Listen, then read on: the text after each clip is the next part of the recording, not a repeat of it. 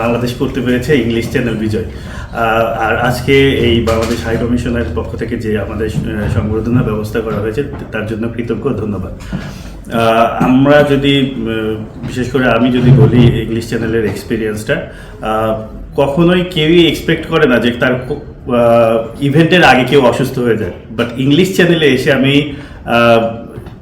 C সিকনেসে তৈরি হয়েছিল। যখন আমি চীনে থাকতাম তো একদিন ও এই জিনিসটা প্ল্যান করতেছিল, আমি ও কৃতিত্বটা ওকে দিতে চাই যে আসলে ও যদি আমাকে ওই সময় মানে যোগাযোগ না, আমাদের সবসময় যোগাযোগ হয়, যদি ওই সময়টা যদি আমাকে ওই টাইমটা যদি না বলতে যে ভাই চলেন একসাথে একটু করি, তা আমি প্রথম একটু বলছিলাম না 10°C ডামটা মানে রাখতে। এটাও সোশ্যাল মিডিয়াতে আসছে যে আমি কাঁপতেছি, ডাম সবাই কাঁপতেছে, কিন্তু তারপরও আমার মনে একটা বিশ্বাস ছিল যে পানি যত ঠান্ডা হোক, মানে আমার সাইড থেকে যত যে ও মনে পাগল হয়ে গেছে, আসলে অনেকে বুঝতে পারে না যে ব্যাপারটা কি।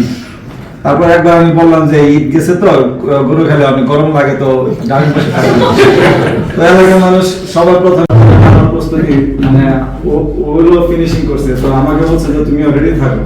ওই ঠিক ওই মুহূর্তে আমি সি সিকনেসটা আমার খুবই ধরছিল, কারণ হতে পারে যে 12 ঘন্টা পেটে স্ট্রোমে কিছু একটা ছিল, যে তখন আমি ওরও বলি যে প্ল্যানটা এরকম যে আমি জবে ঢুকলে হয়তো আমি ট্রেনিং এর সুযোগ পাবো না।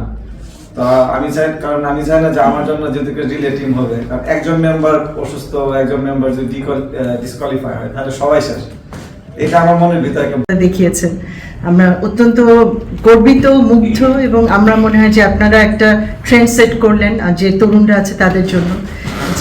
ব্রজেন দাস বা তারপরে যে দুজনের কথা আমরা জানলাম, বেশ অনেকটা বছর পার হয়ে গেছে, 35 বছর।